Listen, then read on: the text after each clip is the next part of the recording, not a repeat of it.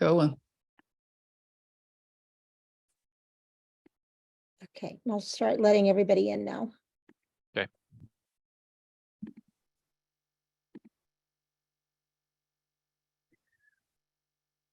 There's people.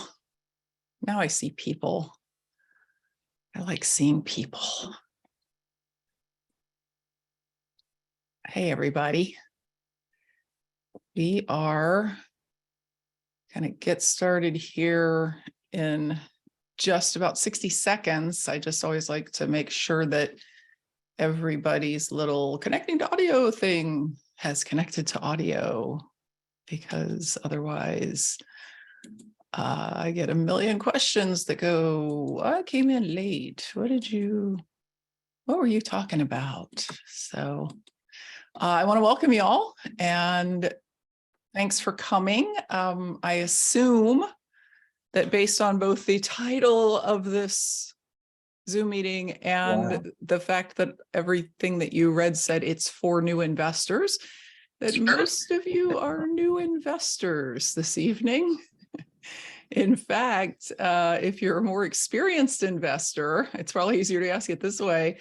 If you could just say in the chat, I'm more experienced, so we can kind of get a feel for who's here. And we'll have some more folks showing up as the evening goes on. We did have a lot of people pre-register for this, which happens, I guess, when you make an event free.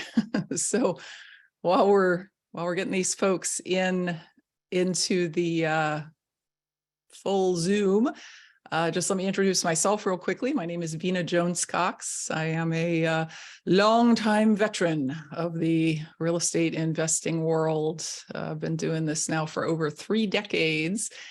And somehow during all of the going out and investing in real estate stuff, I got very involved with my local real estate investors association, Cincinnati REIA, and was president of that group for a while, and then eventually also started a group in the greater Columbus, Ohio area. And so I'm sort of in charge of 2 different local REIAs. And as many of you know, I'm involved in the Ohio Real Estate Investors Association as well. So what that has led to is that I have spent a lot of years helping a lot of new investors, like counseling them about the things to do and not do in order to actually become successful investors.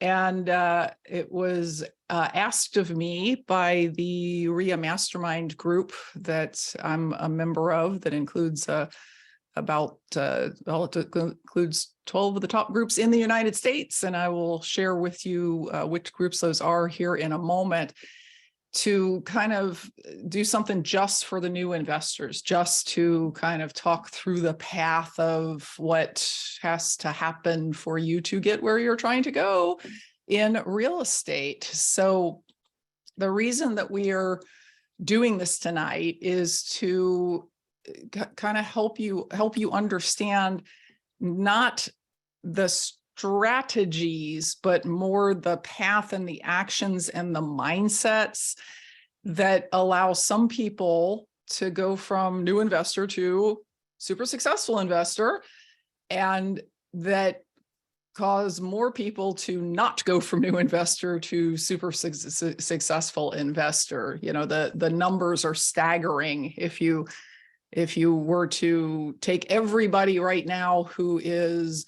watching a YouTube video or in a seminar or at a real estate meeting, who's thinking, I want to do this, and then compare it 10 years from now against the number of those folks who will be where they want to be, it's maybe 5%, but it's not because the other 95% are too dumb or too old or too young or too busy. It's because we don't get enough time to talk about, like, what do you really need to be doing?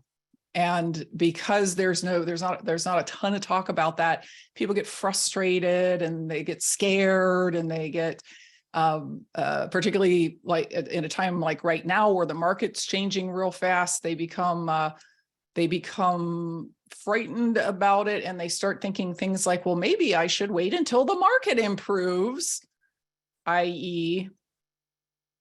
prices go back up, which always confused me. Like, why do I want to wait until the prices go back up? I don't understand that logic. And so they don't end up ever taking the real first step to becoming successful. They check it out, they hang out for a little while, and then they, for one reason or another, walk away.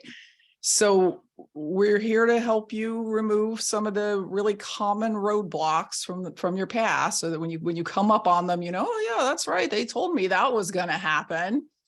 And to give you a little bit of a roadmap for your first year or so of learning, doing things, connecting with people, and to show you ways that your RMG group can help you that you're probably not using. When you joined the association you're in, you most likely were given a whole list of things that you could do and that were available to you. And then you wrote the check and you forgot most of those things. So we're going to talk about what some of those are. So the RIA Mastermind group consists of 12 groups around the United States: Acre of Pittsburgh, Alamo RIA, Carolinas RIA, which is based in Asheville, Cincinnati RIA, Community of Real Estate Entrepreneurs, DIG in Philadelphia, MRIA in North Jersey, Mid-Atlantic RIA in Baltimore, NC RIA, which is kind of East Coast cities, Raleigh, Charlotte, places like that, and Real Estate Investors of Nashville, as well as Upstate Carolinas RIA, which is in the Greenville area. These groups, you do not know how hard these leaders work to stay focused and continually add things that support you on your journey, no matter where you are on the journey. Like things for new people, things for more experienced people, things for people who like to flip, things for people who like to hold. And it's a whole bunch of stuff. Like the amount of work that it takes to run a real estate investors association is significant. And of course, there's the education, which is the part most of you all probably focus on, is the meetings and the focus group meetings and the workshops and so on. But it's also through connection with other people that can help you, sometimes super directly, like hard money lenders and roofers and people you actually need to do a deal, but also through people who can help you in more subtle ways. And they give you lots of opportunities to do business with other members if you will take those. Now, from my perspective, I've spent a lot of years working with new investors, and I've done that in a lot of capacities, instructor, group leader, coach, all of those things. And I wanted to have a time when we could get away from all the, how do I find deals? How do I wholesale? How do I screen tenants? How do I evict tenants? The strategy stuff, and share more big picture things. So what I am hoping will come out of tonight, what I would consider a win, is at the end of the evening, you guys who truly are in the first stages of your real estate career would have a much clearer idea of where the end of the path is for you, where you are trying to get because of your real estate investing and activities. I'd consider a win if you knew how to get there in the shortest possible time, and if you knew what the steps were to do it with the minimum risk and pitfalls. Matt, would you mind changing my name? I just noticed that I'm logged in under the account, and it doesn't actually have my name up there. I will feel successful if you know about the resources that are available to you, and you know how to use them to push yourself along faster. And if you know what you need to do to be as successful as you want to be and can kind of proceed forward with more confidence than maybe you have right now. So I think the first thing we have to, if we're going to talk about how do I get from like new investor to successful investor, and what are the steps I need to take early on to do that, the question is, can we even agree on what a successful investor is?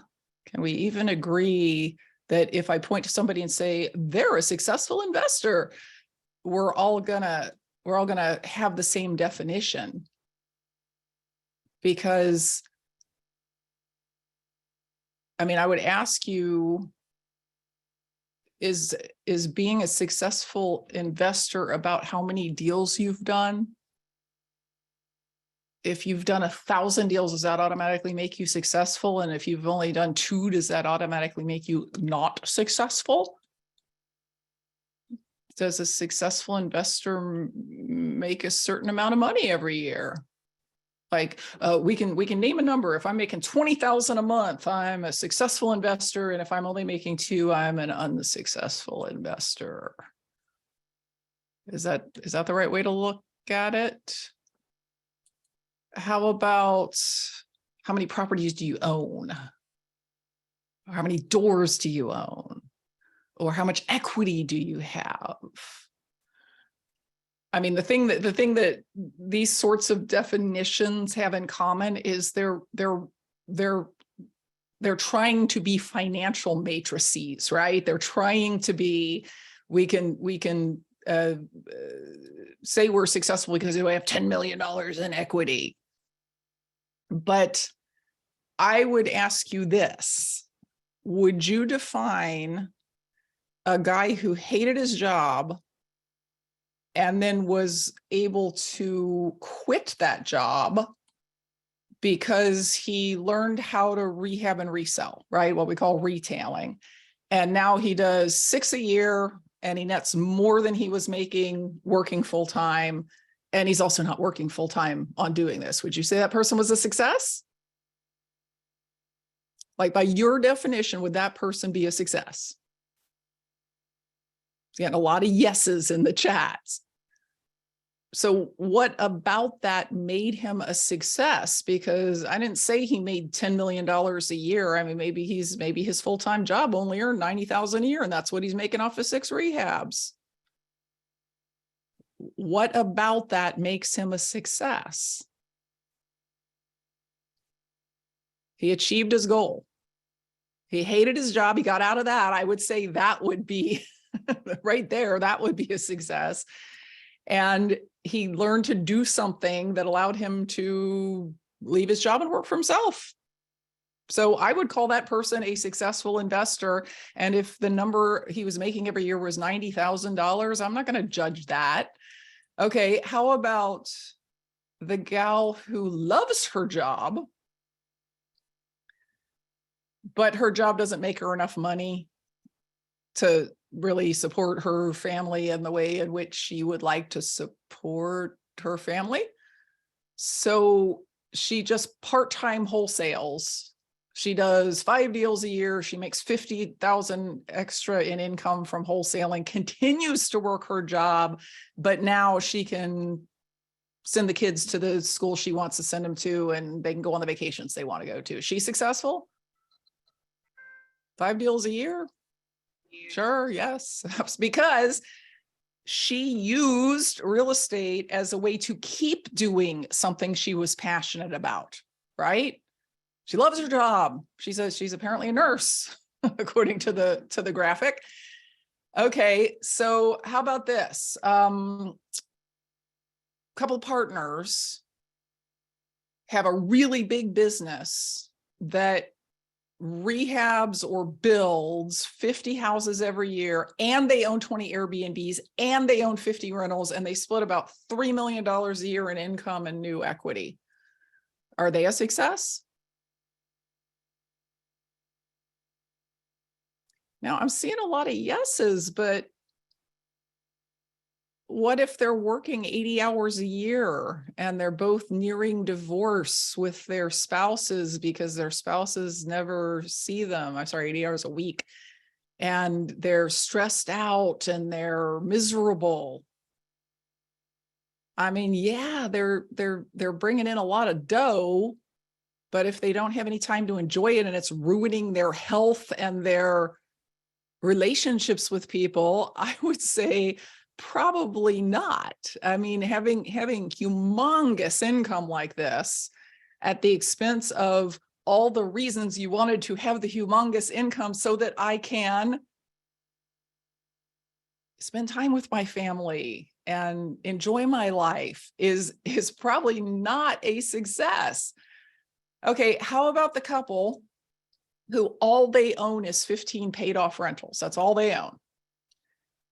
And from the income from those 15 rentals, $10,000 a month, they bought an RV, climbed into it, and have been traveling around the country for 3 years because that was their dream. And they never plan to do another deal. Just 15. Somebody said, sign me up. Yeah, so somebody said success is defined by each person individually. It's not one size fits all. And that's absolutely true. What looks like success to you might not look like success to the person next to you. Now, what's interesting is every single one of those examples I gave are people that I have met at your associations. They're real people. I didn't use their names because I didn't ask permission to use their names. But I have met these folks while visiting every single one of your local associations. So how about we use this definition? A successful real estate investor is one who no longer has to worry about lack of money ever for the rest of their life. Now, that doesn't define how much money makes them not worry, but however much that is, they got it. They've got that income. They never have to worry about money ever again.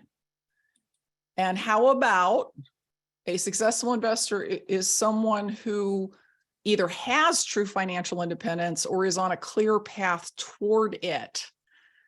So, I mean, you know, you get to a point where you realize I've got it. I don't have to do any more deals. I don't have to work anymore if I don't want to.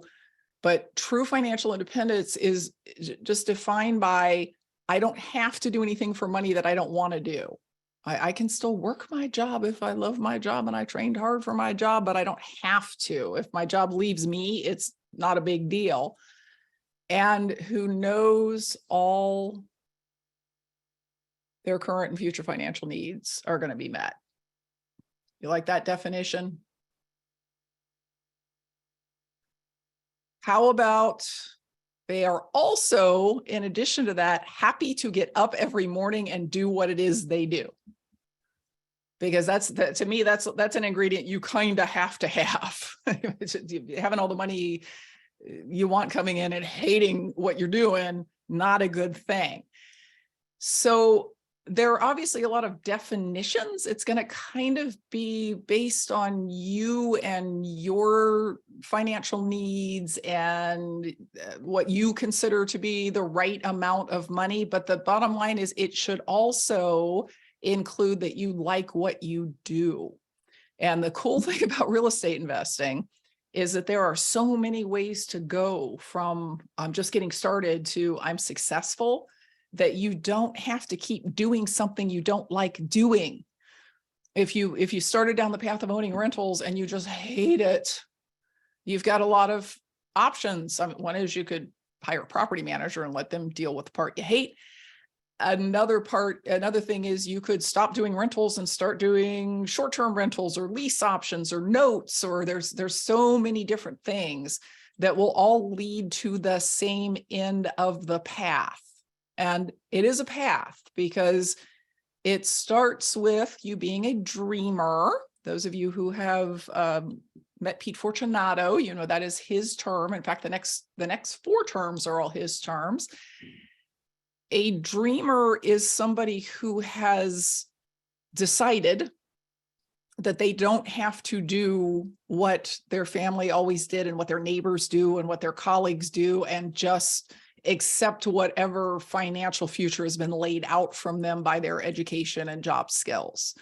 They've decided that they can, in fact, be financially independent, that it's something that's available to them, not just available to other people, available to them, but they haven't actually taken any action toward that. Some of them are still trying to figure out how they're going to do it. Is it going to be real estate? Is it going to be something else?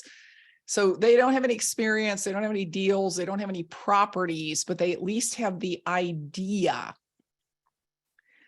And then the next stage is starter, where I expect most of you guys are starters, because by the time you've joined a real estate association, you're usually past the dreamer stage. You've decided it's going to be real estate, and now you're taking action to actually learn what to do, to connect with people, to maybe even start going out and acting on what you know, talking to sellers, looking at properties, making offers, things like that. Then the next stage is you become what is called an estate builder, or just builder. And that means that you have actually purchased some cash flowing assets. So to be this last stage, you really need it to be passive income that's supporting you. So maybe you bought a little rental or a little mobile home, you bought a small note, you made a little private loan, something like that, something that's bringing in money every month while you go do more deals to bring money in every month. And builders are still in the learning stage. It's just that now they've got some real world experience and they're getting more real world experience. And the final stage on the path is ender, which is somebody who has achieved that true financial independence, don't have to worry about money anymore, and also hopefully is happy with what they are doing. Now, the problem is the path doesn't look like the one in the picture. It's not a straight path with obvious borders and you just kind of, whoop, and there I am. The path actually looks more like this, at least in my experience and in watching other people. I mean, you start and you realize some things pretty quickly, like that maybe what you read on the internet or watched on YouTube wasn't actually the best possible strategy, and wasn't actually very complete, and maybe wasn't even accurate for where you are. And so you circle back and you find a real estate association.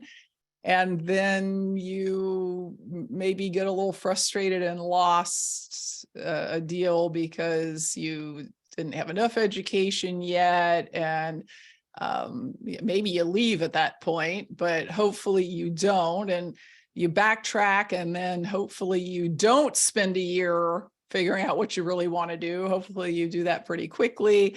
And then maybe while you're figuring out what you want to do, you get distracted by some other strategy that sounds really super important. And eventually you make your way around, hopefully in a straighter way than this, to your first deal. And you start getting a little confidence and saying, hey, I think I'm figuring this out. I've done it a couple of times, and I really feel like I know what to do. And then you need money for something and you have run out of money because you've invested it all in properties, but then it's okay because you learn something else, which is all about, private money, creative financing, partnering, and you keep heading down the path. And then there's a massive market change like is happening right now. And you get all discombobulated and you start going, I don't know if I should be doing any deals right now. How do I know what the market's going to be doing in 6 months? I just don't know. But then if you're lucky, you go back and connect with the folks in your group who have been through these market changes before. And this isn't a massive one that we're in. It's actually a pretty normal one. And you talk to them and you see what they're doing, you get inspired, and you realize that it's actually a lot of opportunity. And so you keep on going and you keep doing what works. And then you switch it up if you have to, if you need a different kind of income, or you decide to get into a different kind of property. And eventually you make it to the end. It's never It's never as straight line as we would all love it to be. So when I do try to straighten the path for new investors, what I tell them is every successful investor I know looks at education the same way. They all learned the same set of 5 technical skills early on, because I'll tell you what this set is in a minute, but they learned it early on because they realized how important it was to doing the first deal, and then they continue to use them every day to do every deal. The successful investors knew how to get help when they needed it. Because listen, here's an exciting thought. You don't actually need to know everything to do successful deals. You don't have to know everything to do a particular deal. What you need to know is people who know everything. You don't need to know everything. You need to know people who know everything. And that's not going to be one person, ladies and gentlemen. You're not going to find like one person who knows everything, but you're going to have a community of people around you who between them know everything. And I'll tell you, the really successful folks are still oddly humble, in the sense that if they're trying something new, or they're going into a new market, or they'll still ask for help. They're not like proud and, oh, I'm not going to ask anybody, because then people won't think I'm as smart as they think I am right now. They still ask for help. They understood that wealth building is a team sport. They understood that it's actually easier and funner if you involve other people in your deals, and of course in a legally tied down way. I mean, not just, oh yeah, I like you, let's go buy a house together, but joint venture agreements, checking out the person you're doing business with, all of that sort of thing. And they just continue to stay connected, because they know that no matter how much they know, they still don't know everything. So how do they look at education? They look at it as an investment of time and a little bit of money that needs to be made wisely and as you need it.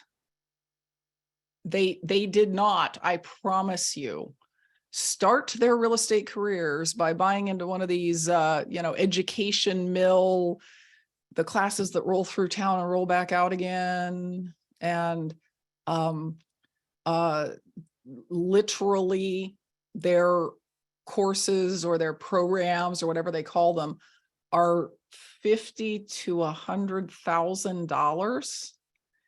And they get away with selling them at those prices because they say, we're going to teach you everything. We're going to teach you wholesaling, retailing, short-term rentals, long-term rentals, tax liens. We're going to teach you everything. It's like a university education. Okay, but you don't need to know all that to do your first deal. You need to know one of those things to do your first deal. I promise you that if you, my goodness, I need to sneeze. I promise you that the first deal you find, you will only use one exit strategy on. You can't both wholesale it and also retail it and also keep it as a rental.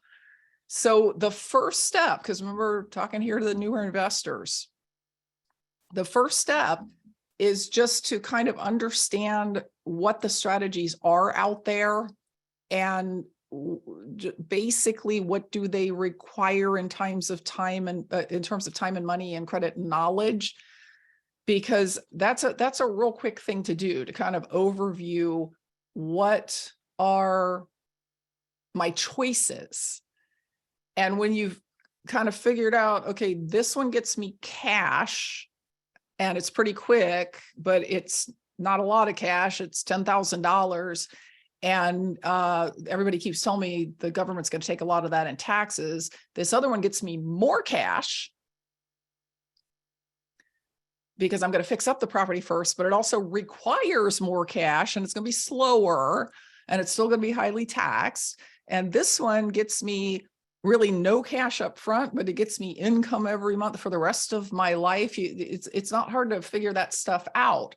And once you've kind of looked at those things and said, okay, this is the one that I should be doing for right now, this is the one that I should be doing, then you put the blinders on and you get hyper focused on learning everything you can about that particular strategy.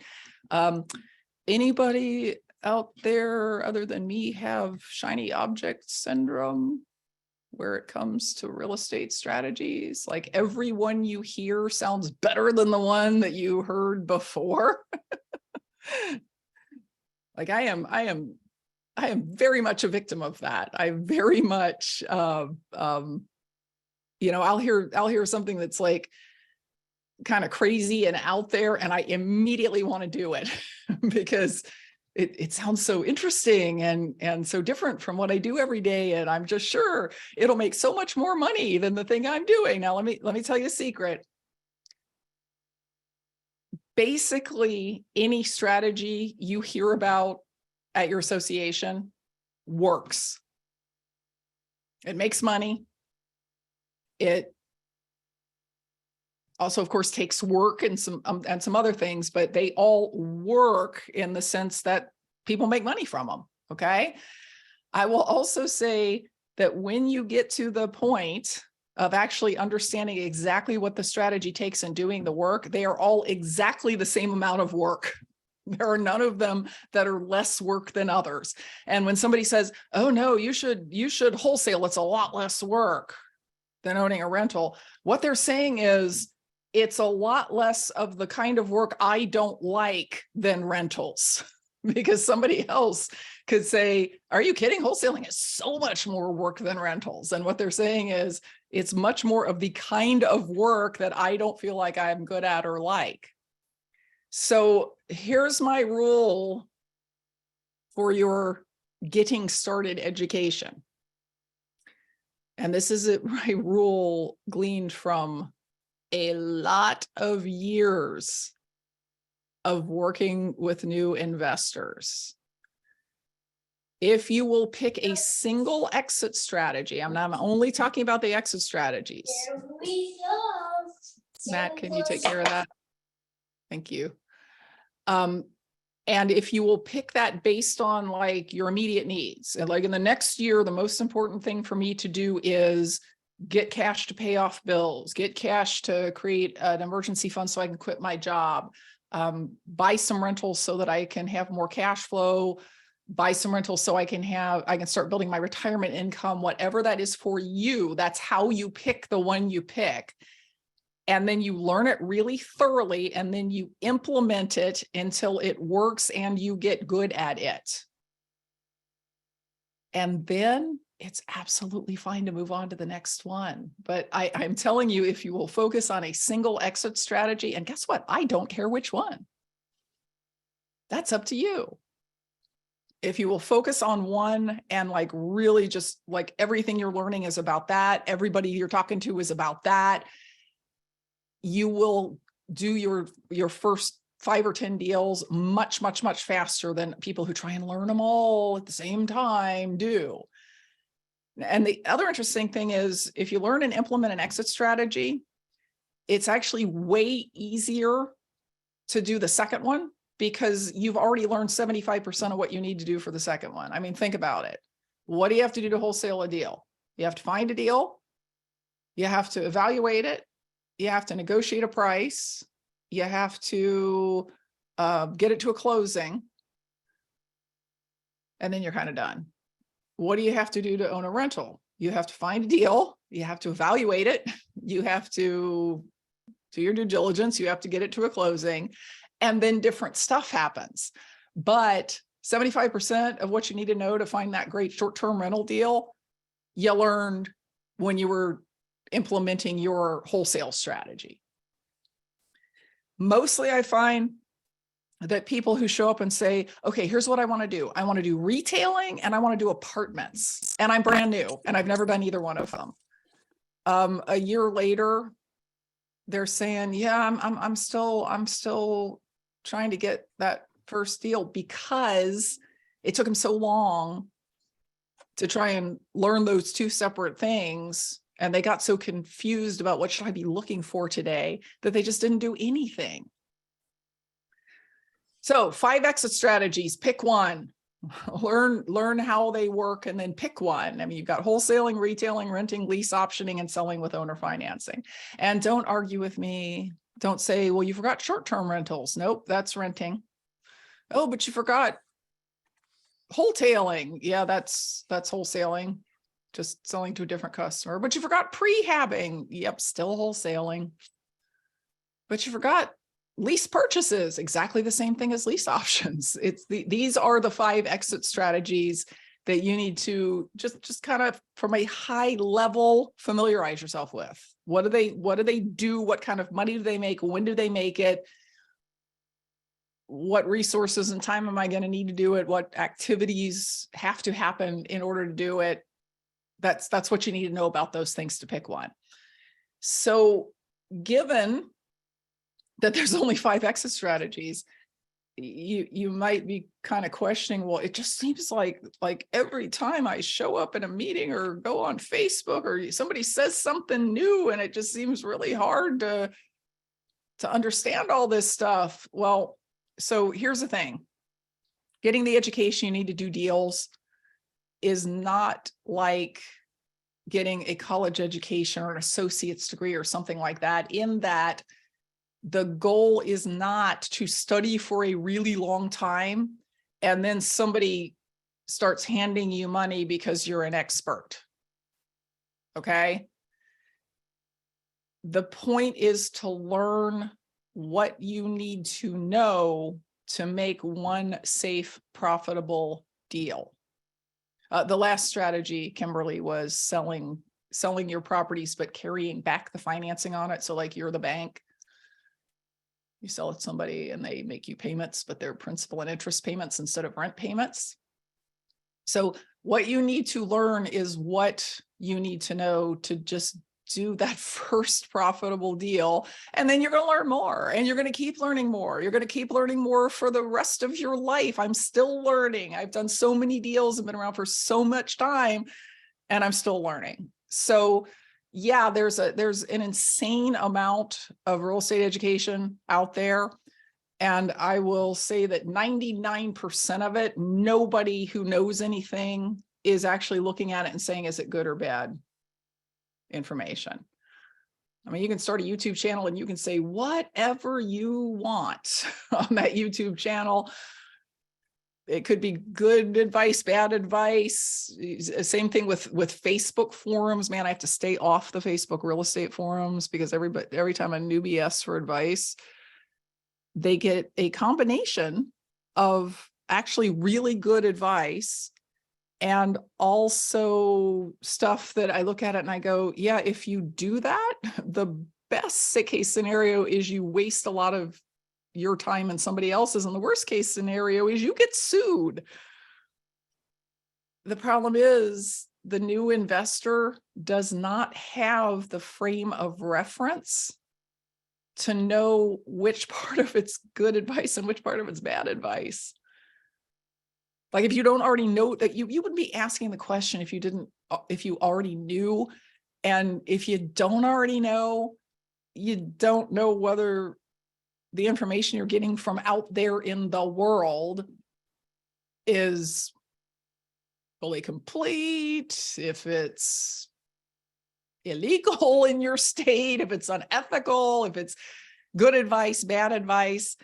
And it's very easy to spend an awful lot of time and money on education that isn't complete enough to actually help you do what you need to do. It doesn't do you any good in the long run. A lot of people do that. And that's one of the reasons why many people who start down the path don't continue down the path because they just get a bad taste in their mouth. They're like everybody on the internet is either trying to take advantage of me or they are telling me stuff that I go out and try it and it doesn't work, which is why it is so good that you guys have all found your way to real estate associations. Because real estate associations, especially well-run ones like the ones in the RIA Mastermind group, are sort of a safe space where you can, you're talking to local people. That's super important right there. And also, just from hanging around long enough, who actually has experience and who's blowing smoke up your skirt. Because I mean, you meet people and you hear them talking and other people talk. So the fact that you've got these folks who are leading the groups, kind of deciding what works in your market, because they're in your market, deciding what works in your market, given the bigger economic climate that's going on right now, and then figuring out who has the best information on that, and then luring them to your group to talk to you. So the education is vetted. If you see somebody in front of you at your real estate group, you can bet there was some serious research done on those folks. So phase one of your education should not be spending $10, $20, $30, $40, $50,000 learning all the ins and outs, like detailed, of a bunch of different strategies. And that's true even if you're sitting there going, but I can afford that. That's not a problem. I could write a check right now. Okay. Or you could write that check for $50,000 as a down payment on a house. It's up to you. You don't want to dig super deeply into the strategies that aren't right for your current needs and your current situation. If you see one, then you're like, I definitely want to do that as soon as I have all my credit card bills and student loans paid off, which is why I'm wholesaling right now or retailing right now, because that's my first goal, is get that stuff paid off. You don't need to distract yourself by going to a 5-day boot camp on fill in the blank, on short-term rentals, because someday you very much intend to do short-term rentals. And yeah, certainly don't do that thing where you've made the decision about your exit strategy. You've done it based on some good basic knowledge. And then you're getting, scared about going out and actually making offers. And so you go, oh, this thing seems like it's a lot more easy, because it's not a lot more easy. So your membership at your group is just, they are not paying me to say this, that, right? Like, I don't get extra money when you renew your membership. I don't get extra money when you join, although maybe I should negotiate that. I don't know. There's a whole bunch of different things that your groups provide. I mean, they do give you kind of a buffet of different options, because different people want different things.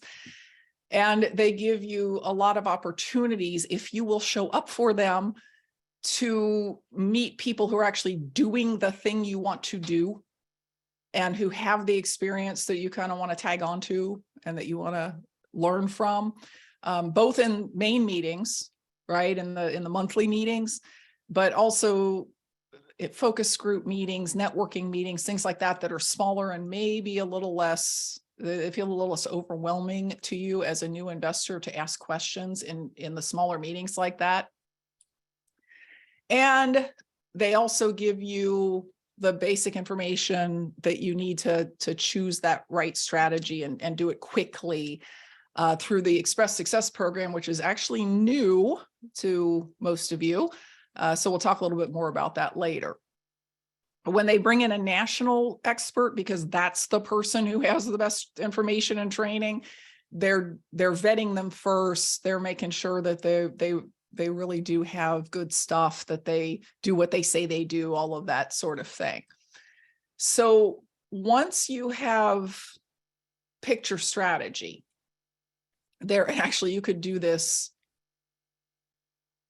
even before you had officially picked your strategy, because all of these things are necessary for every real estate investor to do, no matter what their strategy is. Number one, you need to learn how you're going to source deals. So that's find motivated sellers. And if you're not buying real estate, you're buying notes, that's going to be motivated sellers of notes. If you're buying apartment buildings, it's going to be motivated sellers of apartment buildings. It's always necessary for us to find inventory, like in other businesses and other small businesses, generally the business owner doesn't have to go find their inventory. I mean, they may have to negotiate the price, but like, I doubt Starbucks has signs hanging around Africa and South America that say, we buy coffee beans. They just know what sources to go to get their coffee beans. They don't have to go and negotiate with, coffee farm by coffee farm by coffee farm to get their beans. But that's one of the things about our business, is that we have to go find our own inventory. And it's not just any inventory. We're not interested in just any property. We're interested in ones that we can get at maybe below market prices or different terms. So successful investors,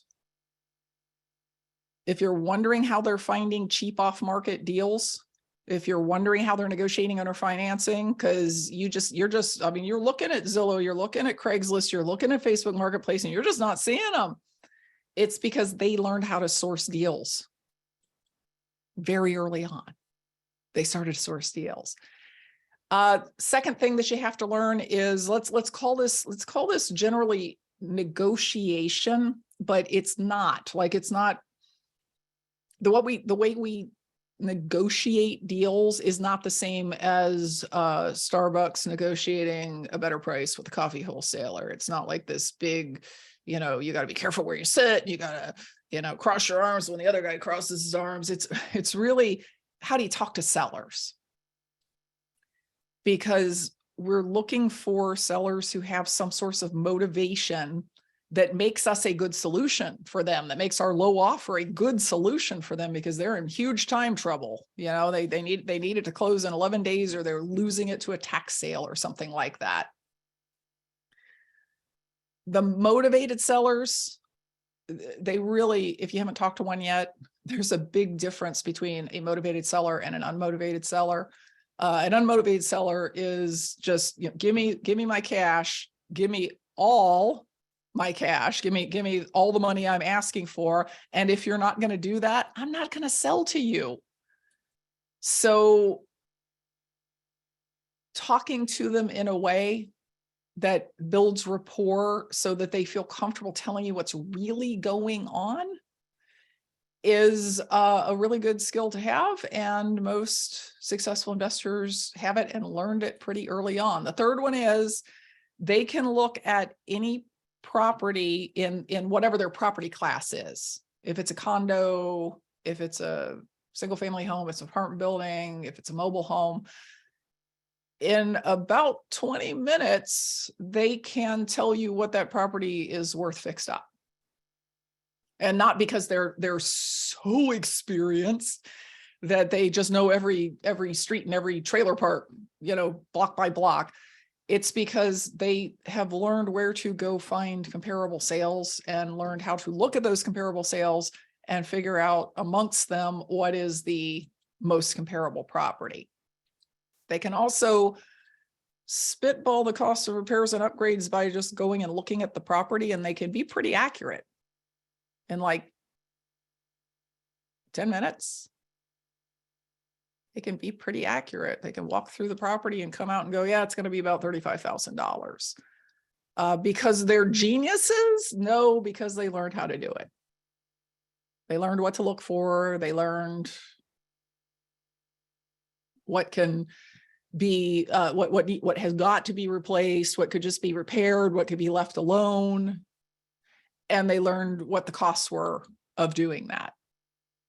Now, these two things are absolutely 100% crucially necessary before you make your first offer. If you cannot determine these two things or get them determined for you accurately by someone else, how do you know what number to put on a purchase? How do you know what to tell a seller you will pay them for a house? If you don't know what it's worth fixed up and you don't know what it's going to cost to fix it, like you're just pulling a number from air. You don't know if you're making a good offer or a bad offer or a fantastic offer. You just don't know. And then the fifth thing that every successful investor learned early on was how to get money when they find a great deal, because somebody's money has to go into every great deal. Now, if it's a wholesale deal, it's not your money at all. It is the buyer's money. But if you're going to keep the property and you're going to fix the property, that money might be from private lenders. It might be from partners. It might be from hard money lenders. It might be from sellers. And let's not forget, there's these things called banks. So they're learning at least one way to get money for a great deal. And that way is going to not require them to put a bunch of cash in it or maybe even use their credit for it, because you'll hear over and over, if you have a great deal, the money exists for it, like somebody will fund it. But if you don't know how they fund it and you don't know who those people are, you're going to be kind of stuck. So there are other skills. Those are the ones that every investor in every strategy in every property class who is successful knows. None of it is rocket science, but now we've run across one of the limitations of running a real estate investing association, which is that, yeah, all of that stuff is going to come up in meetings during the course of a year. And if you went to all the meetings, if you attended all the meetings, you would probably learn every single one of those things. The thing is, the main meetings are once a month. The focus group meetings are once a month. There's a limited number of meetings during the course of a year. And this happens to us all the time. In fact, Sarah, my right hand at RIA and CORE, will tell you, we had an experience at our last meeting where somebody walked in and said, how can I learn about, and I think it was partnerships. It was some Saturday session that we had just done like 6 weeks earlier. I really want to learn about partnerships. I really want to learn how to do those. And we were like, oh, if you joined 6 weeks ago, we had an all-day Saturday on how to do joint ventures and partnerships and equity sharing deals. So, what happens when your immediate need is to learn how to find deals, and that was last month's meeting and you weren't a member last month, right? And you can't keep repeating the same topics over and over again for all the new people. So we recognize that this was a problem, and here's how we're fixing it. We are launching a new program for just these 12 groups. Okay. Like if you're not a member of one of these 12 groups, I'm not sure how you got here, and I'm really sorry, but you can't be in this program because we want to make sure that the Express Success program is being backed up by you having a good community of people to go talk to act on what you're going to learn there. And this program really is oriented toward the dreamers and the starters. It's an on-demand education program. And I said on the slide that it's new. It's not actually new. We've had this program at Cincinnati RIA and at CORE for over a decade.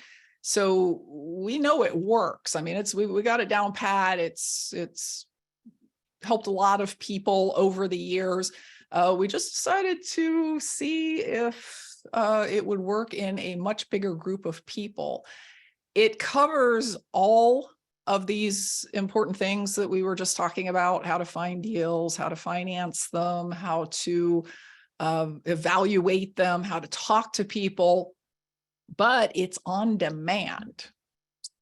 It's recorded and it lives on a website. And anytime you have a question about something and you're like, man, I need to know this right now, you can go and watch hour to hour and a half long lessons on how do you interview sellers and how do you evaluate single family homes and apartment buildings and estimate repair costs and get private money and use partners and buy property subject to the existing loan and get no interest owner financing and make yourself sexy to banks. And there's about 40 more than the ones I listed here.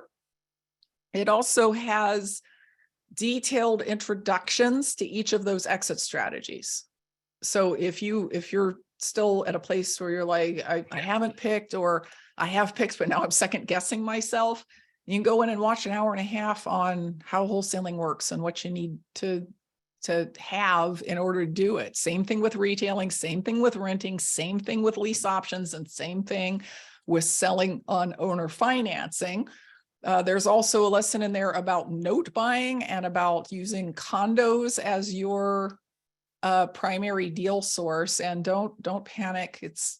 It's not $50,000 unless you would like it to be $50,000, in which case, if you will text me your credit card number, I will just go ahead and charge it $50,000 and you can leave.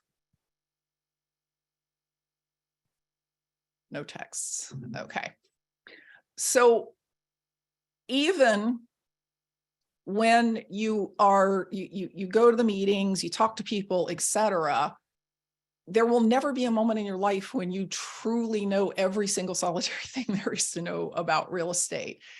Even when you're like really good and skilled at one of the exit strategies, something will pop up. Something will pop up in the middle of a deal, and it can be the craziest thing. I bought a deal a few years ago from three brothers whose mother had passed away. And the thing that cropped up was that when it came time to sign the deed, one of the brothers lived in France. And it's not that you can't sign deeds in France, it's that there's no such thing as a notary in France. And I didn't know, like, how are we officially going to get his signature notarized without him having to come back to the United States? And it hung us up for like a week and a half on this closing. And then I actually talked to a woman in our group who was from France. And I said, how do you guys like officially notarize stuff there? And she said, oh, it's called an apostille. And you're going to have to go to one at one of the embassies, or it won't be accepted in the United States. And the reason I know this is that I had to have a document notarized there a few months ago. So somebody knew. And like, in what book are you going to read that if you ever happen to need somebody in France to sign something, go find an apostille? You don't have to know it because other people do. You don't have to know every single solitary thing. You just have to be around people that have your back, want to help you. And between them, they either know everything or they know somebody who knows everything. So when you talk to the successful folks, when you talk to the late stage builders and the enders, they will tell you, when I was starting out, I got a lot of help from a lot of experienced people. And when they say that, they don't mean I paid $50,000 and got a mentor. They mean they had help from other people who were in the business with them. They built relationships. And they built relationships, many of them both at their local group and by going to conferences and other places in the United States. You'll often hear them call these people financial friends, or you'll hear them call them allies. So financial friend is somebody like literally helps me do my deal with their addition of money or skill or something like that, and we split it. Or an ally is just more somebody that you built a relationship with, you like them, they like you, you would help them if they needed your help, and they would help you in the reverse situation. These people have helped these experienced investors out with all sorts of things, referrals, advice, knowledge, money, as it was needed by them. And the thing is, they weren't afraid to ask for help. And the reason they weren't afraid to ask for help is because they knew how to do it right. And now a lot of them are around your group looking to help you too. So I know some of you were thinking, that's not true. I've tried to take out the most experienced investors in my group to lunch so many times, and they always say no. So I need to orient your brain around a truth. The people who you most want to build relationships with and learn from are also very busy people. They're out there doing it, right? They have had a lot of new investors ask them out for lunch or coffee or something over the years. A lot, hundreds. If they've been around long enough, thousands. And the experienced folks don't know how to choose who is worth investing time in and who's not. Now, that's not a judgment on you as a human being. It's worth an experienced investor's time to spend a lot of time with a new investor when that new investor is actually going to take their advice, is going to act on it, is going to at some point maybe help the experienced investor out as well. And it's completely wasted when they spend 2 hours at lunch with somebody who, by the way, wants the experienced guy to tell them everything they know about real estate in 2 hours, which is impossible. And then they maybe pay the bill and then they disappear, and the experienced investor never hears from them again. I mean, it's one thing to spend some time with somebody knowing that you're not going to be paid for it anyway. It's a different thing when you don't even know if it's going to do them any good. You don't even get the good feeling of, look, I helped somebody. So they get burned out on that whole, let me take you to lunch, let me pick your brain. I heard you're awesome. Can we get coffee sometime? Really fast. And it's not you, it's everybody else that has done this to them up until then. The right way to ask for help is to understand that they also need things. And if you can provide those things, you're going to build a relationship instead of just taking them out to coffee. So here's a little chart. Starters, builders, and enders. What they typically have and what they typically want. And this is obviously an incomplete list, but these are the major things. Starters, that's you, typically have a lot of passion for the business. They have this weird ability to find really complicated deals that there is in fact a deal there, but they don't know how to get to it. They normally have some time to devote to real estate activity, and they have a deep willingness to learn. What they want is guidance and knowledge, and to build a team of, contractors, CPAs, people like that. They want access to money, and they want more than anything else to get those first few checks, get those first few deals under their belts safely. Builders, because we know that they already own some properties or they wouldn't be builders. They have actual real world experience. They have familiarity with the market. They have knowledge, deal structuring ability, access to money, and a team. And what they want is more deals, more money, and help with day-to-day activities, because these folks are super busy.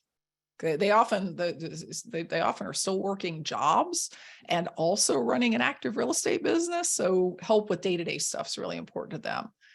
Enders, of course, have a ton of experience, a ton of knowledge. They've usually got money to invest, and they also have time again, because they don't need to do a bunch of deals anymore. In fact, they don't ever need to do any more deals if they don't want to.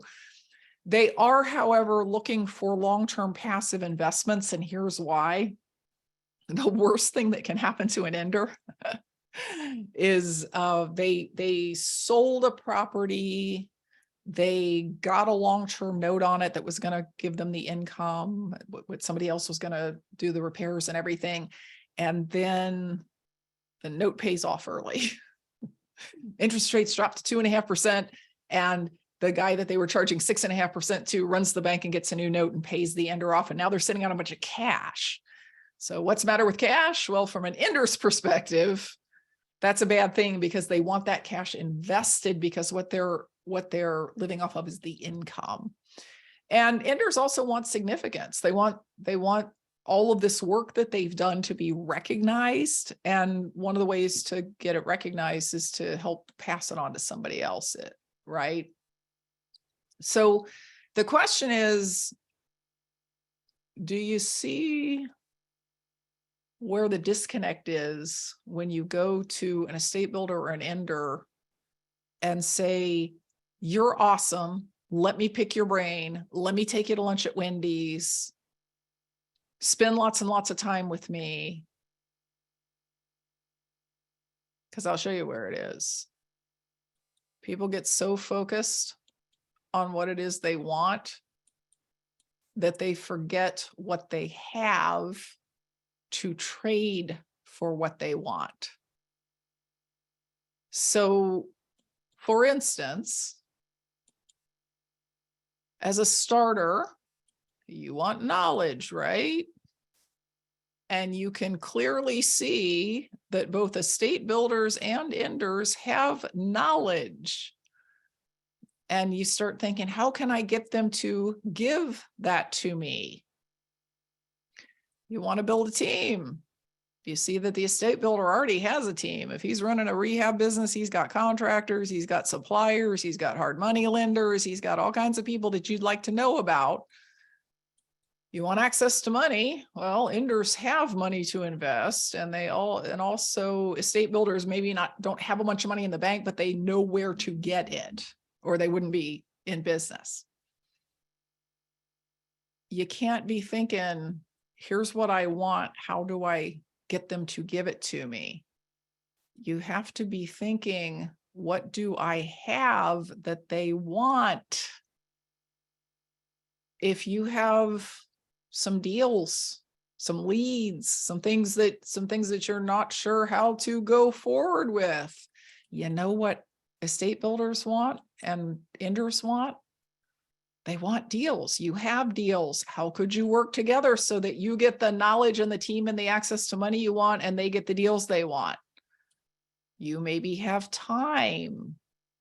Estate builders need help with day-to-day real estate activities, and that could be anything. That could be hanging bandit signs. It could be answering phones. It could be putting lockbox on houses, or it could be something unrelated to real estate. You may have skills that don't seem to be connected to real estate, like you're really great at setting up QuickBooks, or you're really great at setting up Facebook business pages or Instagram pages. And those are all things that most estate builders don't know how to do. And even if they did, they wouldn't have the time to do it, but they might value it. If you were talking to an estate builder and you said, like, what's the biggest hole in your business right now? And they said, oh, I need to be on social media more, but I just do not have the time. And you happen to be somebody who spent a lot of time on social media already and really understood it.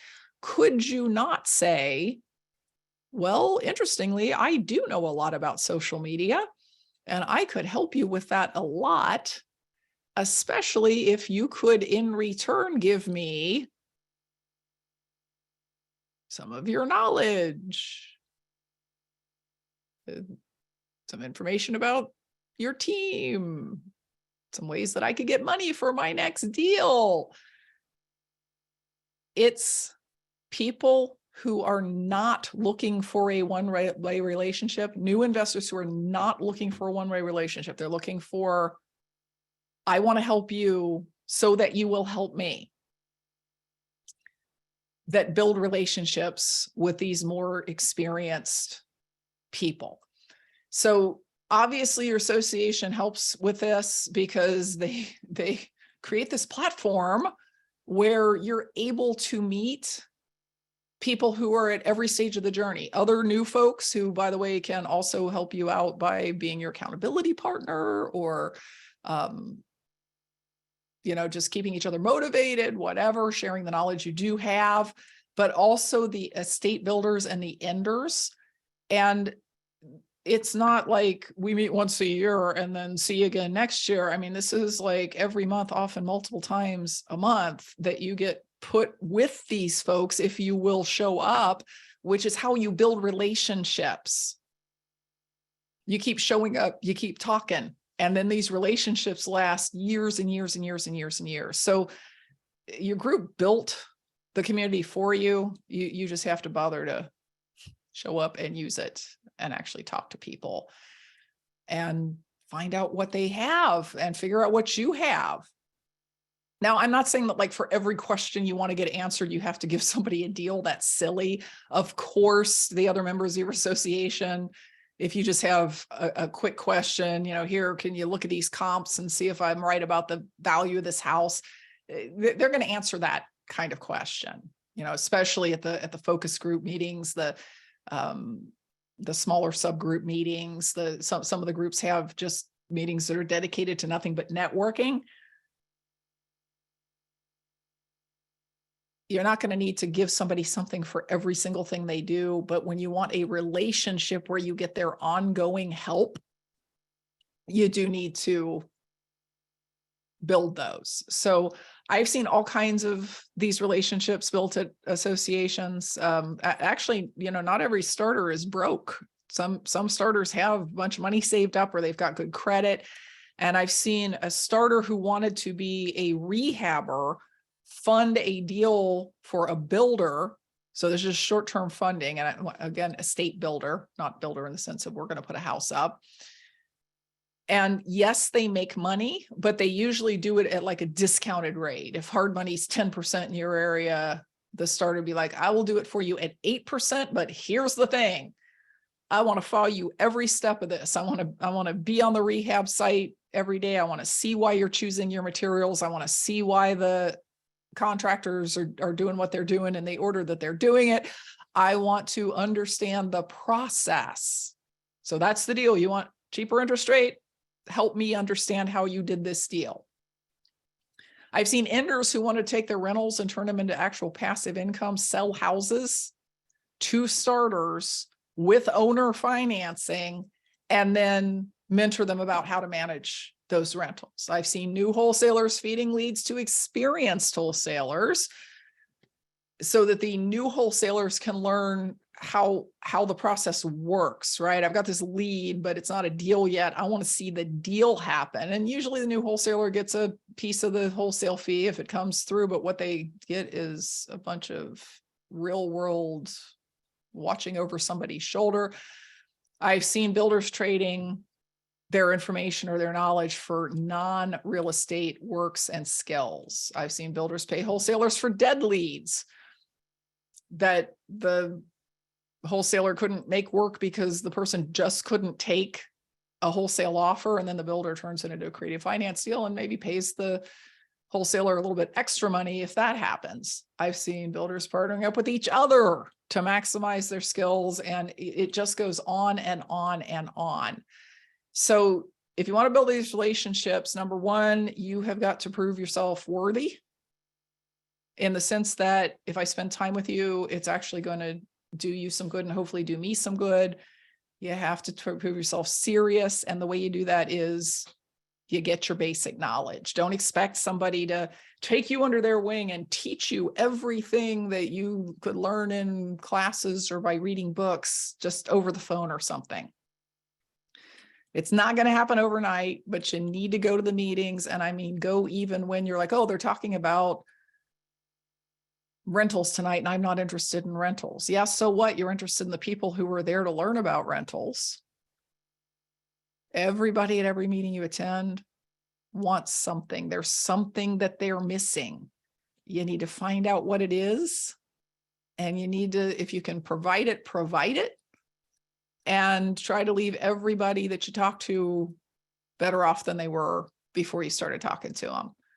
If you don't know the thing, say, I'll try and connect you with somebody who does know it, or I'll keep my eye open for that or something. If you're going to work together, make sure you're clear in what your commitments are and your expectations are in that deal. Don't say, I'll give you this deal and you do it and just teach me how, when what you really also want is some kind of a finder's fee, because when you get to the end and you don't get the finder's fee, you're going to be all mad, but it's because you didn't say that you expected the finder's fee. Be reasonable. Don't bring a builder, a potential subject to that's going to require $18,000 down and $40,000 in repairs, and make them work the whole deal and put in all the money and then say, how come I'm not getting 50% of this? Be reasonable about what you're bringing to the table, and also about what you're getting that's not cash. Obviously, if you're going to make commitments, keep them. But let's say you were to stumble across a deal and you didn't know how to handle it because it's too big for you right now. You've got a housing provider who's retiring and he's got 10 properties he wants to sell, but he doesn't want to sell them one by one. He wants to sell all 10, and he's willing to take a very decent price, but you don't have the money or credit to buy them. You don't have a big enough buyers list to flip them to. You don't even 100% know if it's a good deal. What should your approach be? I'll give you a couple of choices. A, find an experienced wholesaler and say, can you explain to me, can you walk me through this deal, is what I usually hear. Can you walk me through this deal? Can you explain to me how every step works? And then when I do that one, I'm going to have to call you back again. And then I'm going to have to call you back again. And then I'm going to have to take you to lunch because at every step, I don't know what to do. Or would the better approach maybe be find a really experienced wholesaler and say, I know there's a deal here. I'd like to pass it over to you to actually do it. There's a lot of money here. I'd like 10%, 25% of whatever you end up making selling them. But the other thing I want is I want to be right at your side in every stage. I want to be there when you talk to the seller. I want to be there when you're evaluating the properties. I want to know why you came up with the after repaired value and the repair costs that you did. It's going to take you twice as long to walk through the properties because I'm going to be going, well, how do you know that furnace is old? And how do you know? But I think this is maybe a good trade and a good start of a relationship between us, because I can tell you what the successful investors did was not sit there and go, but why should they get 75% of the deal? I found it. They thought, well, I'd rather have 25% of nothing than 100%, or 25% of something than 100% of nothing. And gosh, the lesson, like I could hardly pay somebody to give me that same lesson. And I not only got it for free, I got paid for it. And also they look at the relationship they're building. They say, if we do this one deal together, first of all, he's going to take my calls from now on. Secondly, we'll probably be able to do more deals together. We're both going to be around a long time. So who knows how much money we could pass back and forth over the next 15 or 20 years. And of course, you'll get to see the contracts. You'll know who bought the houses. You'll have connections that you didn't have before. So understanding the value of investing in the right education, having that set of skills, asking for help by offering value, or, sometimes if you even try to offer value, you're much more likely to get the ongoing attention of a more experienced investor. If you put that deal in front of them and it turns out not to be anything, they still are going to remember that you did it and that they want you to do it some more. So the fact that that one didn't work out doesn't mean that they're not going to help you with the next one. They built relationships with their other colleagues and they stayed connected. So if you wonder why the people who are already successful are still showing up at meetings and workshops and focus groups, and they keep paying dues and they keep investing in their education, it's because it makes them money. I mean, that's the bottom line. It makes them money by keeping them up to date, because things in real estate change, practices change, technology changes, regulations change. They show up because they're always looking for new financial friends, and it keeps them positive and motivated and excited about what they do.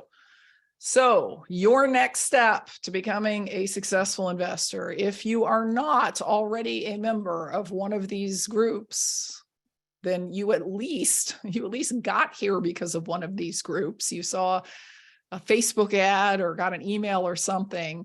You need to join. You need to join and you need to show up. It's not that expensive to belong to any of these associations. And on the other hand, just paying the dues doesn't like automatically make you connected and an educated real estate investor. You have to show up. The second thing is, if you are a dreamer or starter and you'd like to cut a couple of years and a bunch of money off your learning curve, because look, you're going to get educated one way or another, and you're going to pay for it one way or another. It's actually cheaper to write a check to get education than it is to get it by going out into the market and making a bunch of mistakes and wasting a bunch of times and not getting deals that you should have gotten because you should have had the knowledge to do it in the first place. And the way you can do that is become a member of Express Success tonight. Because again, Express Success gives you over 100 hours of on-demand, no sales, no warts and all, not this is the greatest strategy in the world. No, this one's the greatest strategy in the world. These are serious discussions of these topics, and this is an actual picture of the menu. And under each of these, there are a whole bunch of different hour to hour and a half long lessons. We cover different aspects of the legal and the contracts and the asset protection, business management, success in time and mindset, rentals, creative financing, alternative sources of money like hard money and your IRA, finding, negotiating, closing deals is all up under one category. So that's the different ways to find them, the different ways to talk to sellers, how to get to the closing, all the exit strategies, and then property evaluation. The second thing the program gets you, besides the on-demand information, is a 24/7 Q&A board that is hosted, moderated, and answered by me. You can come onto the website at any time with any deal, any problem that you want solved. And if you do it in the middle of the night, I will not see it. But within the next day or two, I will get in and answer your question. You can see what kind of questions people are asking, real deal questions, right? Because they're out there doing it. This person had a property under contract and the seller wouldn't let anybody in to see the property. So she was having a hard time actually getting a buyer for it. And somebody who had a question about a seller who didn't want to name the price, and some questions about land contracts and how to tell a tired landlord from a happy landlord. So lots of different kinds of questions. And the reason that I am able to answer them all is because 99.99% of all the problems that you're going to have, I have had. Like it happened for me. It just happened a while ago. And you get this on-demand online coaching for a full year. Also, we do a once a month group coaching call that also has we do a new lesson every month. That's how we have so many hours of education, is because we'll do a topic and then we will do the group coaching. Anybody who's got a question, and we record them and we put them up on the site so that everybody has access, whether they were able to come to the online class themselves or not. This year, we have a bit of a focus on business building. We're going to talk a lot about things like creating systems and hiring virtual assistants and figuring out what your key performance indicators are and how to track those, and creating business plans and things like that. But those are also interspersed with more basic, just skill building stuff. Now, here's the interesting part. All of your groups are doing a series of 22 online Saturdays. this year, and they are on a wide variety of topics. They are all going to be recorded. They are all the recordings are sent out for the people who registered. This upcoming one on Saturday is how to evaluate apartment investments. Then the two in March are how to do repair for equity deals and the basics of investing in notes and mortgages. And then, sorry, that was February. And then March is how to comfortably, successfully negotiate with sellers, how to do the BRRRR strategy now that interest rates are twice what they were before. And that's just the first quarter. Now, if you've been around the group already, you know that these either cost $47 or $97 for members. But when you're an Express Success member, you get all of them for free. You build an entire library of all-day in-depth classes at no additional charge when you're Express Success member.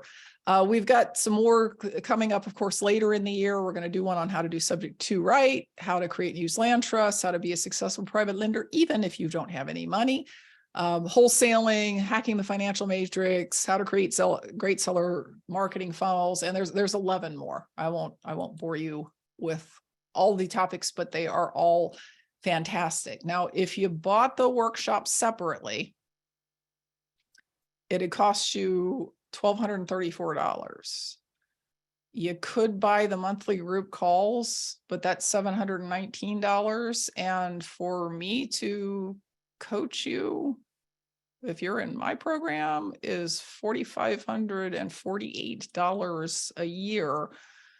So yeah, you can buy them separately if you want to spend $6,500. But the cool thing about the Express Success program is it's $1,297 for the entire year. And didn't mean to skip past that quite that fast, $1,297 for the entire year. And there's even a money back guarantee on it. And here's what the money back guarantee says. This is the most information and support that you are going to get for the least money that you can get it for in terms of a new investor basic on-demand education. So you join. I ask that you use the question and answers at least once during the year. You watch at least one of the on-demand lessons. You join at least one of the group coaching calls, and you come to at least one of the Saturday sessions. That's not a huge thing. I'm asking you to do 4 things for the entire year. I'm asking you to give it an honest try. And if after the year is over, you're like, nah, that wasn't a good investment for me. It didn't have any of the stuff that they said it had, we'll refund your membership fee. That's how certain I am that this is going to be the thing that gets you that next 10 steps down the path easily, with the least possible risk, with some help and support actually from me directly. So you do have to belong to one of those associations to join. So if you're not, you need to go to your group's website, you need to get a membership, and then you need to go to rmgworkshops.com/ES to get involved with Express Success. Now, you're going to be glad that you stuck around to the bitter end here at 9:01, because I'm going to tell you something that the folks who left don't get to know. And that is, we have a quick action bonus tonight, because one of the things about being in the real estate business is when you see a great deal and you don't see any risk in doing it, you need to jump on it. Like, I'm talking about a good deal in real estate. I'm talking about a good deal on Express Success. If you don't jump on it, somebody else will.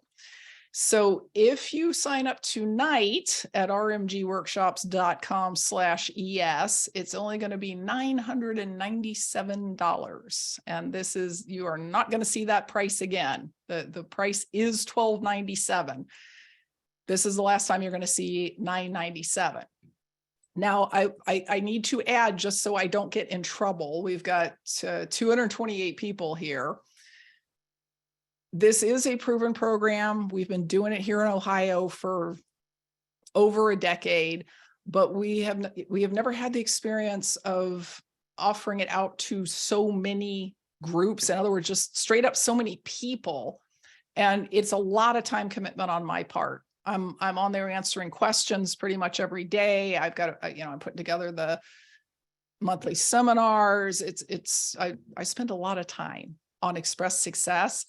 And I've never had more than about 53 people in the program. So I am limiting the registration this year to 100 because I don't want to give people short shrift because there's just too many of them.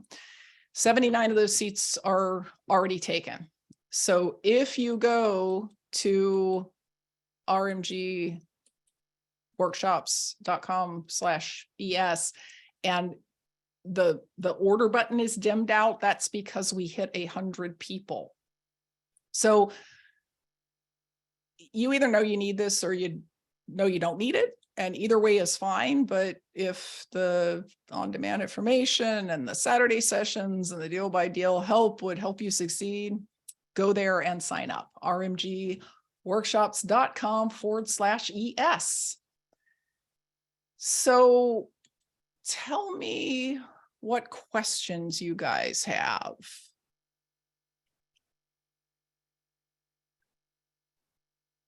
I would love it if you would even raise your hands in Zoom and we could talk, but I will also try to How do monitor. we raise our hands? Where's the hand thing? You put your thumb up. You're good. Okay. Go that's ahead. it? Okay, this is Linda. I don't have a computer.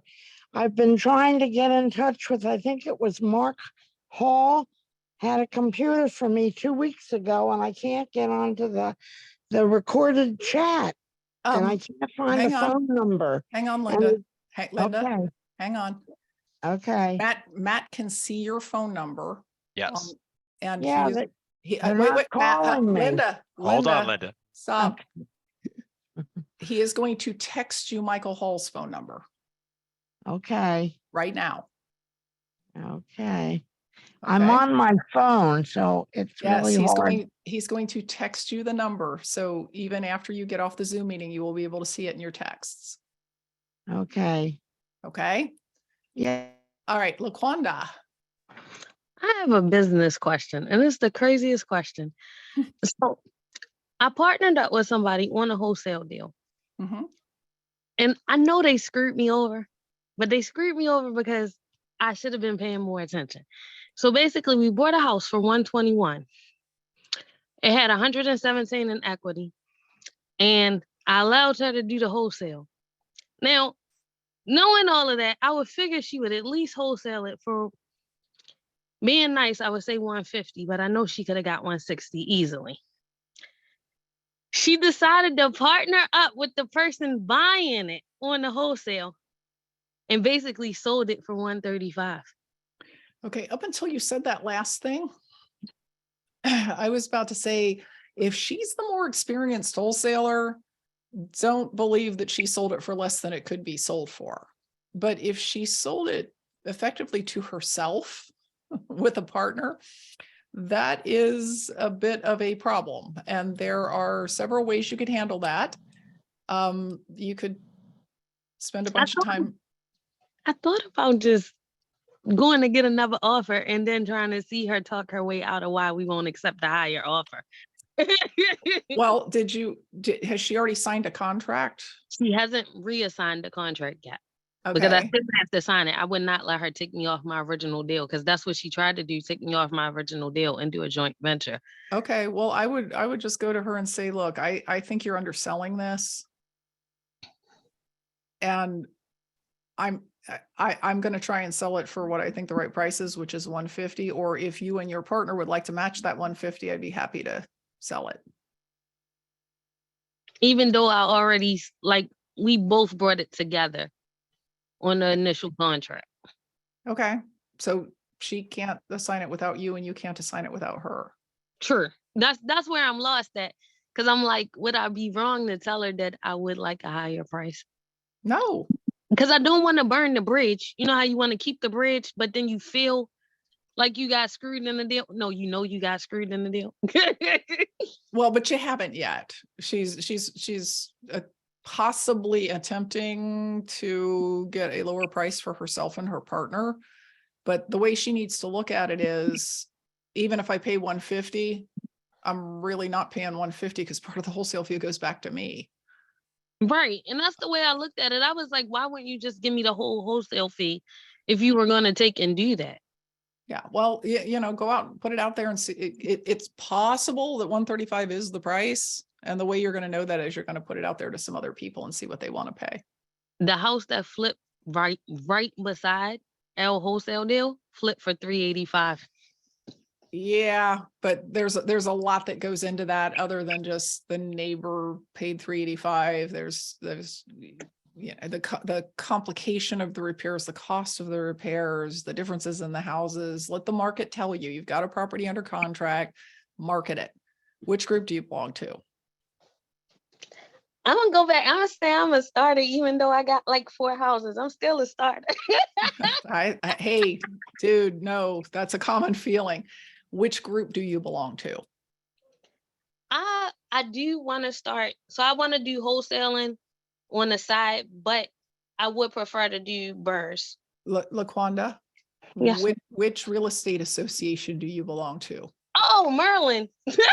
Okay, so Baltimore, But the Mid-Atlantic. property in Tennessee. This was the problem. The property's in Tennessee, so I didn't understand why she wanted to flip it because she's in Washington. I'm in Maryland. So in order for us to flip the property, we still have to team up with a third person. What part of Tennessee? It's in Clinton, Tennessee.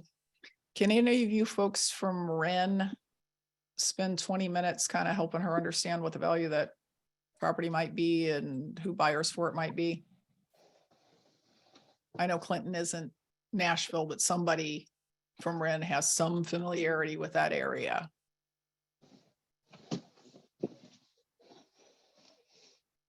Who can help out? Put your name and number in the chat. All right. Yeah, so LaQuanda, you don't burn the bridge. Just say, I think it'll sell for 150. I'm going to put it out there for 150. If we get 150, that's what we're going to sell it for, because you can buy it, but that's what we're going to sell it for. So look in the chat. I see somebody's asked for the address. I'm about to send it to them. Yeah, a couple of people have made some suggestions there. All right. Any other questions? Thank you. You're very welcome.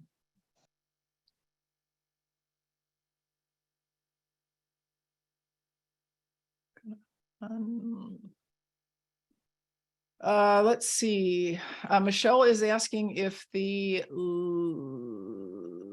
membership fee, I assume at your local group, is included in Express Success. No, it's the other way around. You can't get into Express Success without a membership in your local group. All right. Any other questions I can ask for anybody? I'm here at your service. Lewis. I missed the first part of LaQuanda's question. If you don't mind, just like real quick, what was the issue? She has a property under contract and another person is on the contract. And the other person, rather than trying to get the top price, appears to have tried to assign it to a partner of hers where they are going to both benefit from the property at a lower price than it could sell for, which means LaQuanda is getting less wholesale fee because the partner is trying to effectively flip it to herself. Yeah. Yeah, and Bayo just asked a question. He already paid for the Saturday workshop in February. Can you get that back and put it toward Express Success? Yeah. What's going to happen is you will pay for Express Success, and then NC Rio will refund your upcoming workshop that you paid for. Ron and Mary. Yes, we just recently joined. Hi, it's nice to meet you and nice to be here. I've learned so much. It's very overwhelming.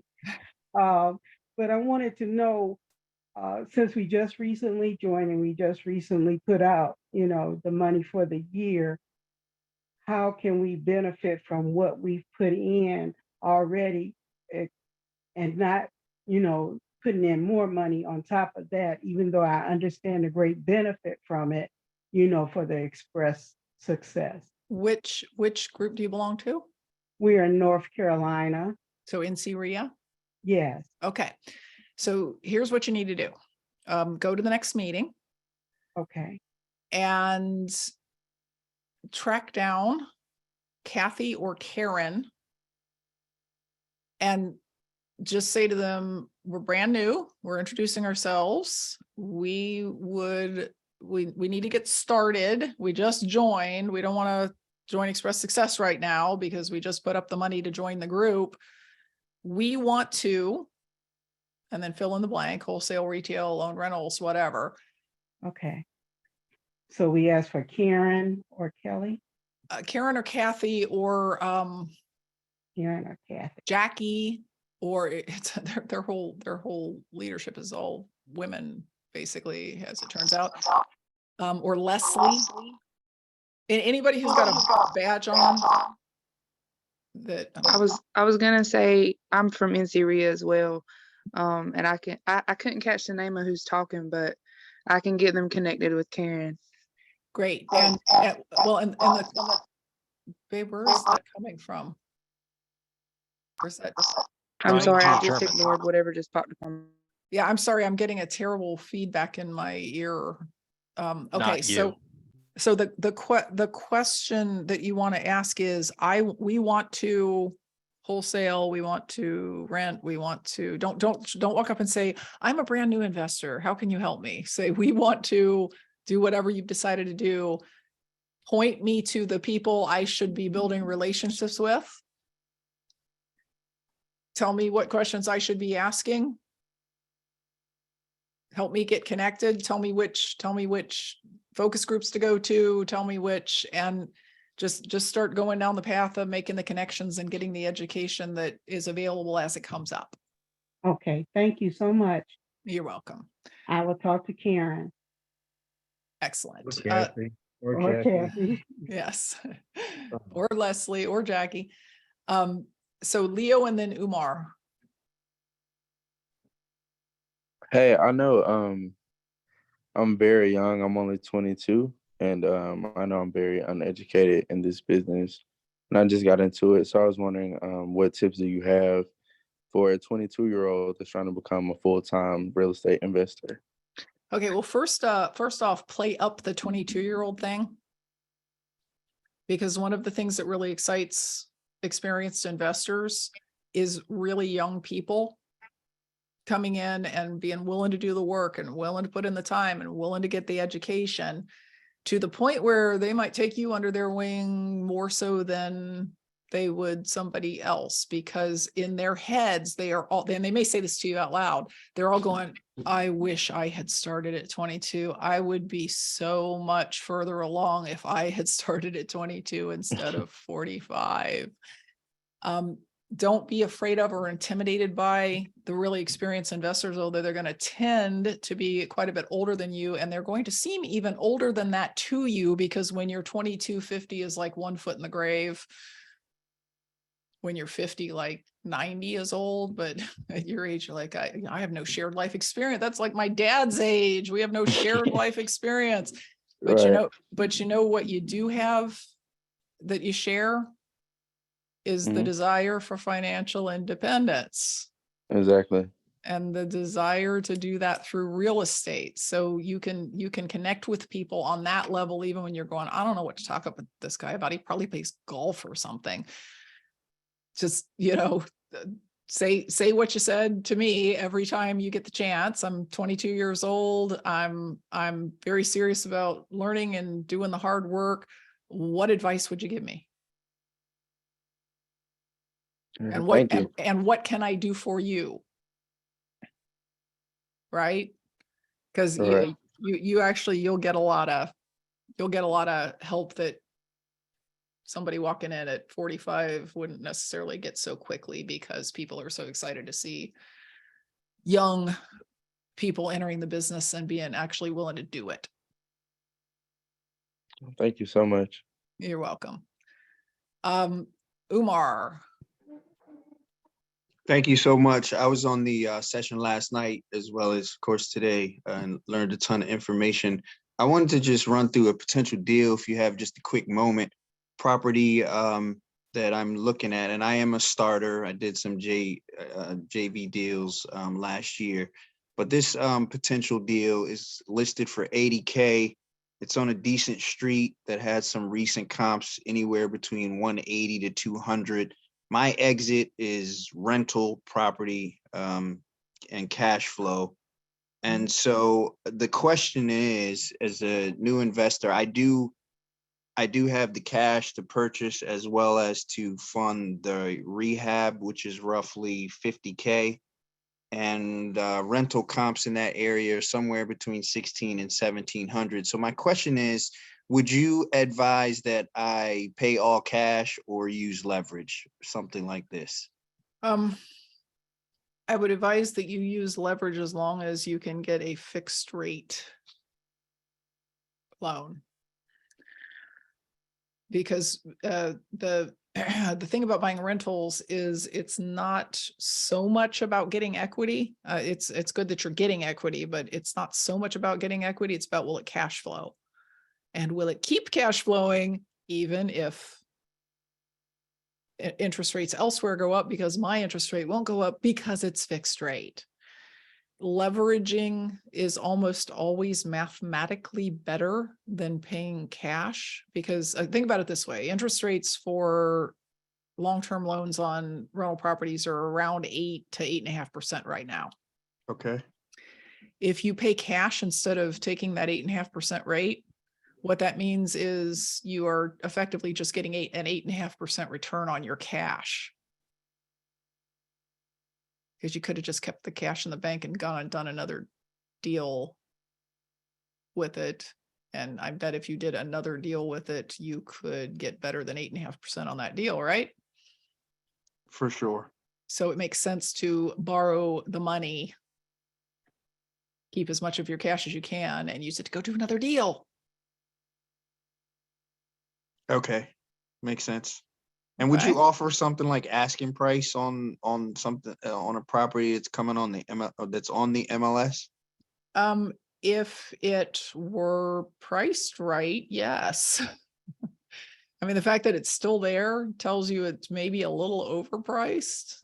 So, I mean, I'd do the math, make the offer that made sense, that was going to get me the cash flow, going to get me the equity, took into account the repairs that needed to be made. So if 80 is a price that you look at and go, yeah, with all that stuff in place, I'd be happy to pay that, then pay that. If not, offer something less. What's the worst they can say? Thank you. The answer is no. Right. And then you can always go back with a different offer if you decide later that you made a mistake. Okay. Got it. Thank you so much. I really appreciate both sessions yesterday and today. So thank you. You are very welcome. Okay. So I think we've cleaned up all the questions in the chat. I think we've cleaned up all the questions where hands were raised. I guess I will see a lot of you guys on the next Saturday class I'm teaching, which is the Repair for Equity class on February the 11th. I hope to get to work with a lot of you and express success over the course of the next year as well. So appreciate your time tonight. Hope you got some good tips for moving forward here a little more rapidly than most people do, and with a little more connection and confidence than other people do. And Vera? Yes. Vena. Did I say? Yeah, you Did said I say it Vera. wrong? Oh, Vera. Okay. I answered all Just kinds like of Vena. things. Okay. What class did you say you were teaching on February 11th? February 11th, I'm doing an all-day class on how to do repair for equity deals. Repair for equity deals. Okay.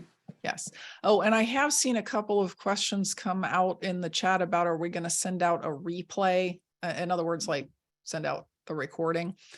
And we had not initially planned to, but I got a couple of the group leaders into the green room beforehand, and I said I didn't mind if we did send out a link to the recording tomorrow.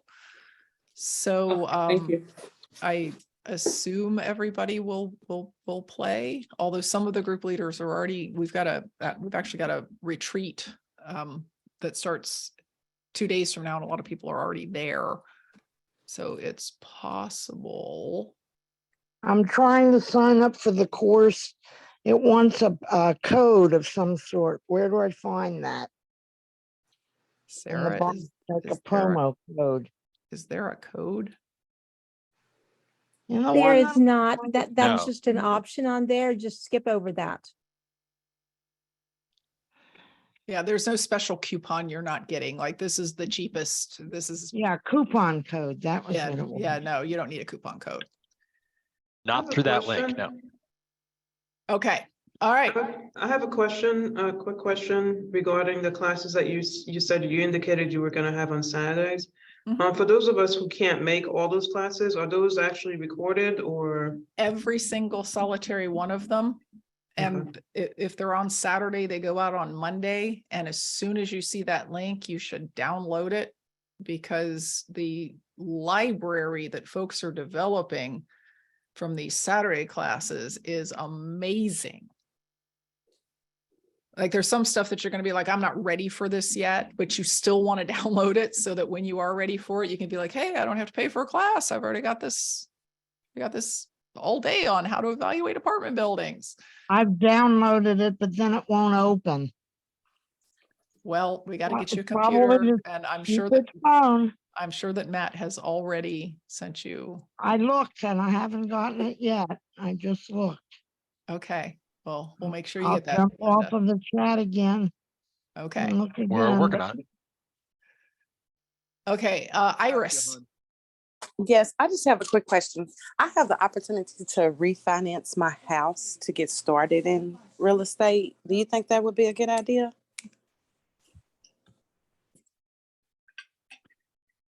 Do you need to refinance it, or can you get an equity line? Well, actually, it's the all-in-one that she had offered me. Okay. So I don't have any objection to people taking equity out of their houses to use it in investing in more real estate that's going to, like, more than make the payment on the extra money they took out. Mhm. I worry when people say I'm effectively putting my house up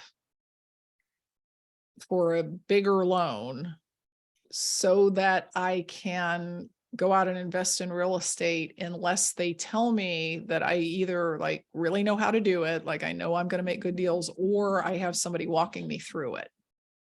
I do have somebody who's, an experienced investor who's willing to Okay.